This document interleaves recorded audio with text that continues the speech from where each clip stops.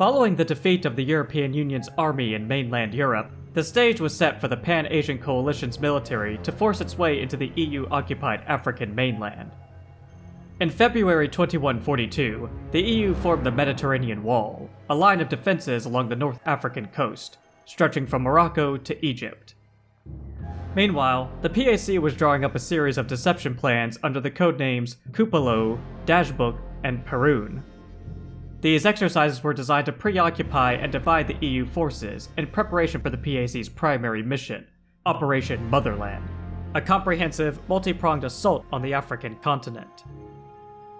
The attack on Camp Gibraltar was the first deception attack used by the PAC to draw EU forces out of position. Although not of military significance, the site was an important staging point for refugees from the Western Mediterranean territories. On April 10, 2142, the PAC's AA Command Division attacked the camp. The EU's 4th and 5th Armored Battalions were tasked with defending Camp Gibraltar. PAC forces landed on the beach just northwest of the camp. They hastily unloaded what vehicles and command support equipment they could from their ships. The PAC force set up a couple of weapon emplacements to help defend their base on the beach. They would need to capture 5 major points within the camp in order to have full control over it. The first was the harbor. The PAC would have a difficult time assaulting this position, as the main ramp up to the harbor acted as a choke point. EU infantry could take up defensive positions on the roofs of the nearby buildings, firing on enemy forces below them. A single railgun is placed across from the flagpole to take out any vehicles that reach the top of the ramp. Thankfully for the PAC, there were a couple of additional flanking routes that they could utilize during their assault. Past the harbor was the second point, the toll station. Between the station and the harbor are 4 railway tracks for trains to drop off supplies and refugees. Toll gates regulate the flow of personnel and vehicles into the center of the camp. Just like with the harbor, EU troops could take up positions on top of the surrounding buildings and the catwalks that connect them. Past the toll gates were cars and tank traps for infantry to use as cover, as well as a railgun emplacement. Behind these barriers was a wall with 2 entrances, leading to the central part of the camp, though only one was open wide enough for vehicles to get through. The central camp was the third point, and was where many of the refugees took up residence. The building complex in the center would need to be cleared in order for the PAC to have full control over the location. Only infantry were capable of accessing this confined area. Moving through the streets would be dangerous, as EU soldiers could take up defensive positions within the surrounding buildings. Further past the central camp were the ruins, which was another building complex that had been partially destroyed before the ground attack on the camp.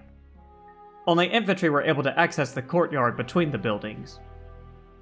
Just southwest of the ruins was the EU base.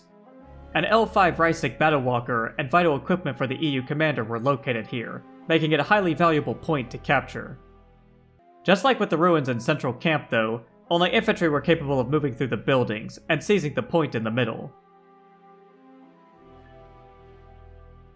The PAC troops fought vigorously but conservatively. The EU commander relied on sniper tactics to hold key positions in an attempt to occupy the PAC forces as long as possible. The coalition went up against moderate resistance by Union forces at the harbor, though PAC troops quickly discovered a few alternate flanking routes which allowed them to attack the EU defenders from multiple directions. The Bogatyr battlewalkers supported the attacking troops in assaulting the position. The PAC were soon able to take control of the harbor, with the surviving defenders falling back to the toll station. The toll station proved far more difficult for PAC forces to break through. Thanks to the defenders at the harbor, the EU troops located at the toll station had plenty of time to take up defensive positions on the ground and roofs of the surrounding buildings, as well as bring up their Reisig battlewalker from their base at the back of the camp.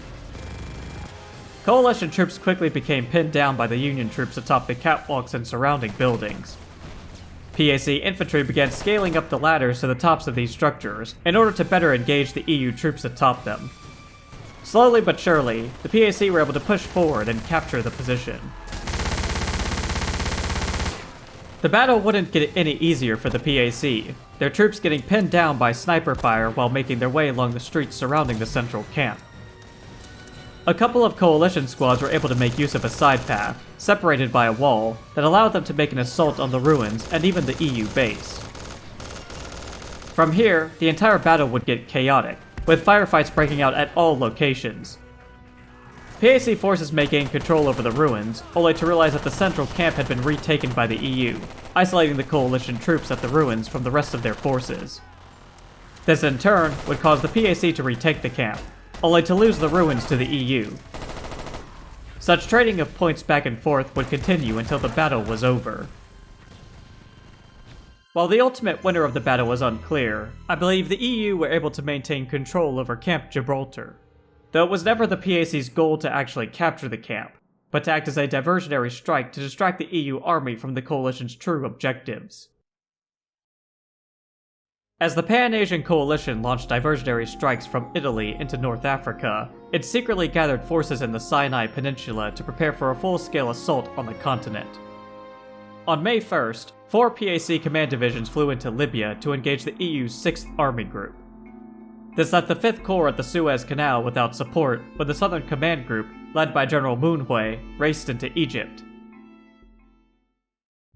The PAC deployed their forces at 2 locations east of the canal, the military base and the outpost.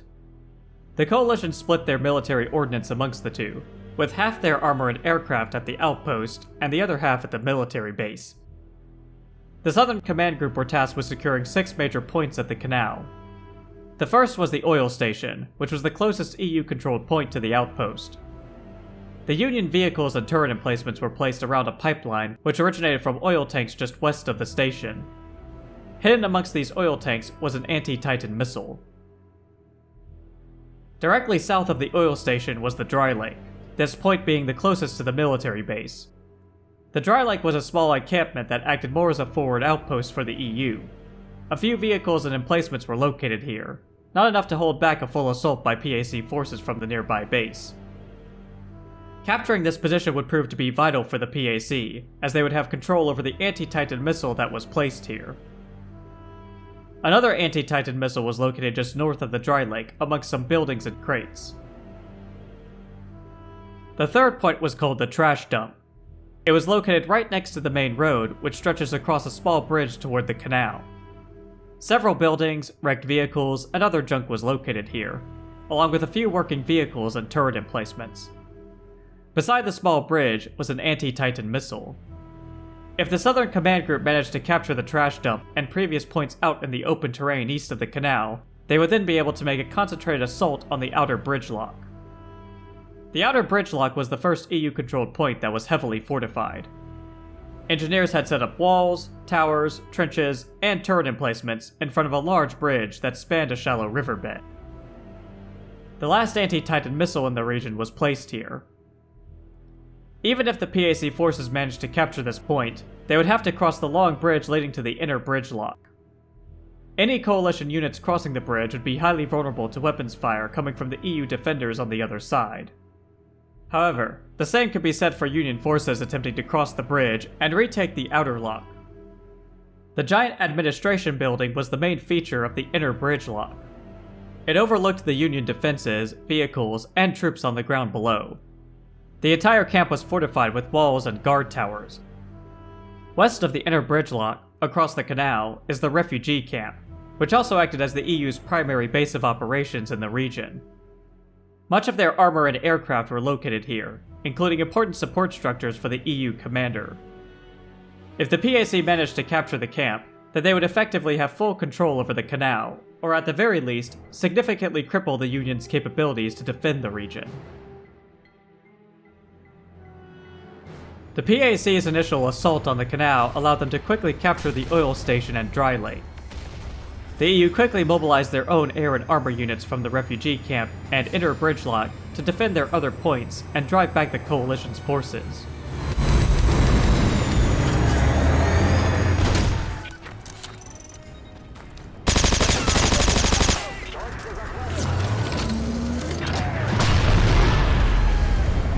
To attack the EU's Suez Canal position, the PAC relied on a Titan squadron to transport assets into the field of battle. Similarly, the EU employed their own Titan fleet to transfer divisions from other posts in northern Africa. While conflict raged on the ground, a secondary battle ensued in the skies as both sides attempted to thwart the airborne delivery of reinforcements. At some point during the battle, the PAC were able to take hold of all the points on the east side of the river. However, they were unable to push across the long bridge in order to capture those remaining EU positions on the west side. The EU defenders made their own counterattacks across the bridge, but these also failed. Both sides began to send forces around the bridge by crossing shallow sections of the river. While PAC forces saw little success with these maneuvers, the EU were able to get squads across the river who began retaking positions on the east side, even going as far as to threaten the PAC's own military base and outpost. This meant the PAC had to shift some of its forces away from the outer bridge lock to recapture and defend these backline points. The EU took advantage of the situation and made a renewed assault across the bridge from the inner lock, successfully retaking the more important outer lock point. After securing their backline positions, the PAC attempted to recapture the outer bridge lock. The EU forces staved off General Moonhui's army until help finally arrived via the 10th Airborne Division. Had the PAC seized the Suez Canal, it would have severely compromised the EU's ability to defend Africa. While the battle for the Suez Canal raged in Egypt, the PAC launched a series of raids against key transportation hubs in an attempt to stop the flow of EU reinforcements to the Suez Canal. The most vital of these targets was Tunis Harbor. Fog in the Strait of Sicily allowed the PAC to land its 8th Command Regiment almost on top of the harbor defenses. This strategy enabled them to pin the EU forces in the harbor with the Mediterranean at their backs. The Valkyrie Brigade formed the backbone of the EU's defense, with their company of L5 Reisig battle walkers. When the 8th Command Regiment made landfall, they quickly took control over the northern half of the harbor. The main office would be the PAC's primary base. The majority of their supplies, vehicles, and commander support equipment were accumulated here, guarded by a couple of railgun emplacements. Southwest of the main office, at the end of the inner docks, is where the Valkyrie Brigade regrouped and set up their new primary base of operations after the initial surprise attack by the PAC. Between the EU and PAC's respective bases were 3 strategic points that both sides would attempt to secure. The closest one to the Union base was the junkyard. Some train cars are located here, but more importantly, infantry could gain access to the elevated catwalk. This catwalk had paths that led to other locations throughout the harbor, including one that led to the eastern docks. The eastern docks was the closest point to the Coalition's base. The flag here was placed between an array of small crates, large containers, a few barriers, and a couple of fuel tanks. South of both the junkyard and eastern docks was the power station. This would become a highly contested location for both sides. Infantry could access the roofs of a couple nearby buildings to gain an elevated advantage over enemy troops below them. Having swiftly taken control of the northern half of the harbor, the 8th Command Regiment moved out to secure the southern half, hoping to force the remaining EU defenders to surrender or be pushed into the sea. After recovering from the initial surprise assault, the Valkyrie Brigade moved to secure the southern half of the harbor and drive the PAC back north towards the Mediterranean. Both sides quickly secured the closest points to their bases. As they made their way toward the power station, they came into contact with each other and fighting ensued.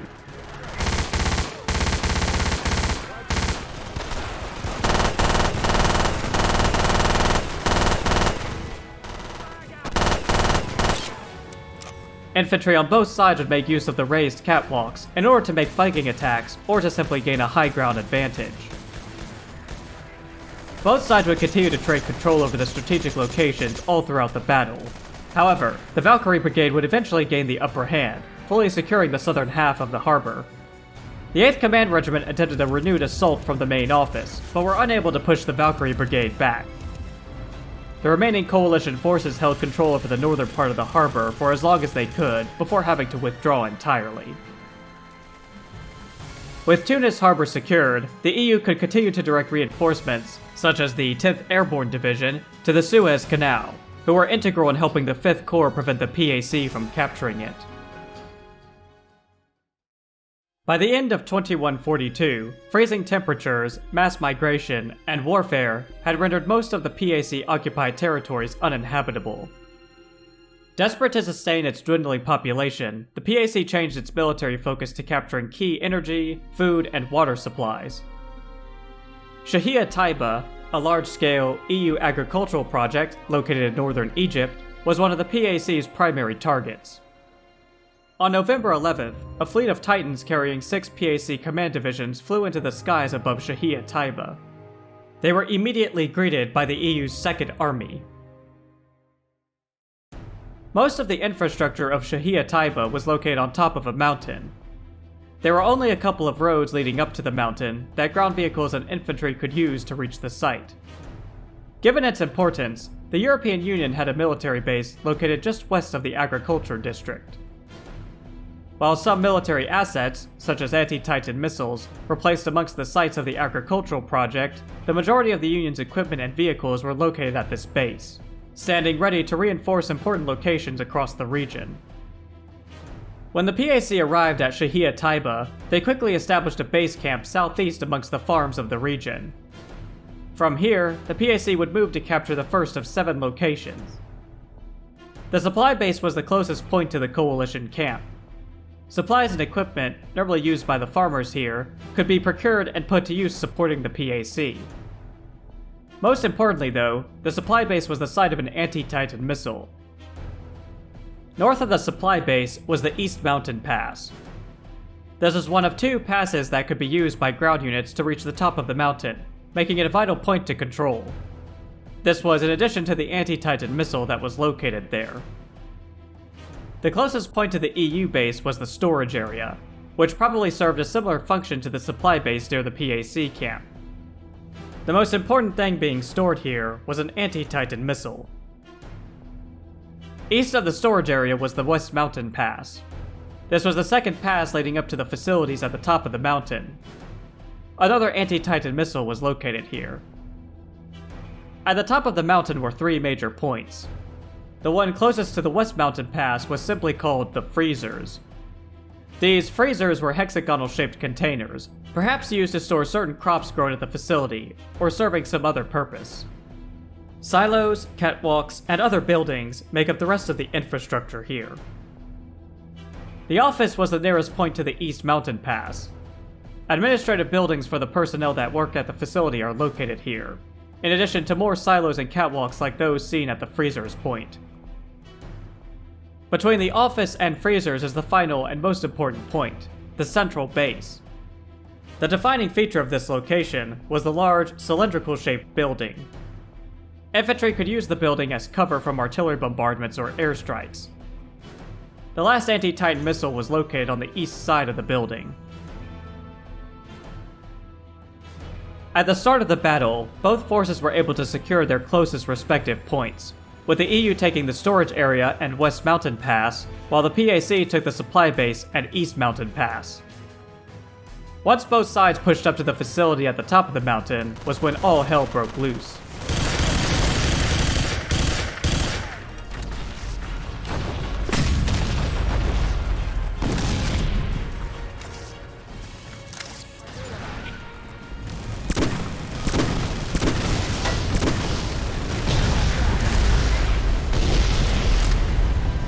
The resulting battle raged for more than a year, with EU and PAC forces trading points back and forth. While the majority of the fighting took place atop the mountain, flanking attacks, mostly done by transport aircraft, would allow squads to capture those points on the east and west sides of the mountain. These maneuvers could cut off supply lines to the forces fighting on the mountain, or utilize the anti-Titan missiles to help destroy enemy Titans. When the EU and PAC clashed at Shahia Taiba, both sides utilized more than 20 Titans between them. By the end of fighting a year later, only 2 remained. Continuous assaults rendered half the capabilities useless by the first month. Years later, covered in metal carnage, Shahia Taiba would be referred to as the Titan Graveyard.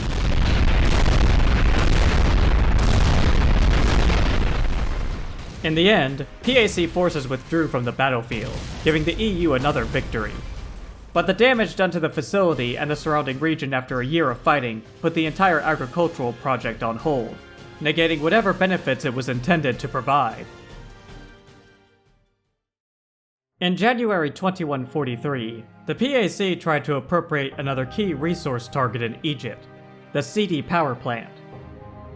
The recently constructed facility provided more than 40% of the EU population's energy. Just like with Shahia Taiba, the EU's primary base of operations was located away from the power plant. It was north of the facility at the main gate, which acts as the primary entrance to the region. PAC forces arrived in the region via a mountain pass just south of the power plant, establishing their primary base at the entrance of the pass. There were 7 vital points that both sides needed to secure to have control over the region. South of the EU base was the first and closest control point, the power generator. There are actually 3 power generators located here, each one connected to the other via a row of pipes. To the east of the generator was the harbor. Ships bringing in supplies to the region would dock here and unload their cargo. Due to the importance of this site, an anti-Titan missile was set up here. Just north of the harbor were the warehouses. Any supplies unloaded from ships at the harbor would be transported and stored here, in addition to any other equipment that was used by the staff at the power plant. The second anti-Titan missile was located here amongst the buildings. Just west of the warehouses was the reactor core. This cylindrical-shaped structure was where the power created by the generators would lead to. In the center of the cylindrical structure were TV screens for engineers to monitor the reactor. The third anti-Titan missile was hidden in the center of the core. West of the reactor core were the offices, where personnel that worked at the power plant would reside. The offices were located on an elevated position, with a road that rounded a corner below them. The fourth anti-Titan missile was placed just west of the offices. South of the offices was a position simply called Communications. It was so named due to the relay tower and station established atop a hill. The fifth and final anti-Titan missile was located here. The last control point, all the way east of the communications and north of the mountain pass, was the military outpost. This outpost was set up to keep an eye on the mountain pass and watch over the roads in the valley below near the power plant and 2 additional generators. Being so close to the mountain pass made this a critical point for the PAC to quickly capture at the beginning of the battle. With each coalition depleted of manpower and equipment, the battle began primarily as a ground war. The EU's 3rd and 4th Infantry Divisions established 3 lines of defense, fighting off wave after wave of incursions by PAC Special Forces.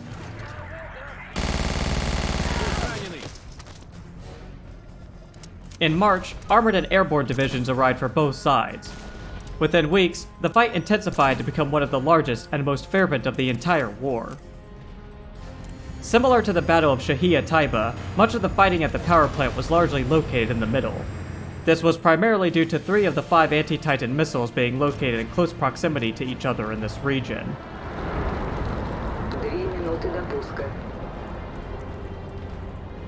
There are a variety of flanking routes each side could make against the other, causing conflicts to break out elsewhere on the battlefield.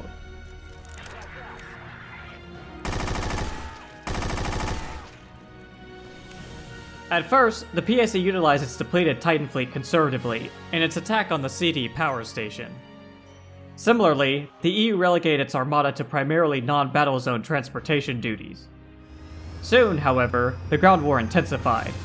More air support and delivery was required. Within a month, the skies were again filled with Titans.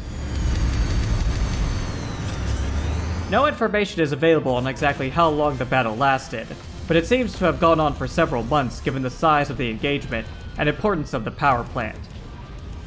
In the end, just like with the previous battles, the EU would be victorious, with PAC forces withdrawing from the field.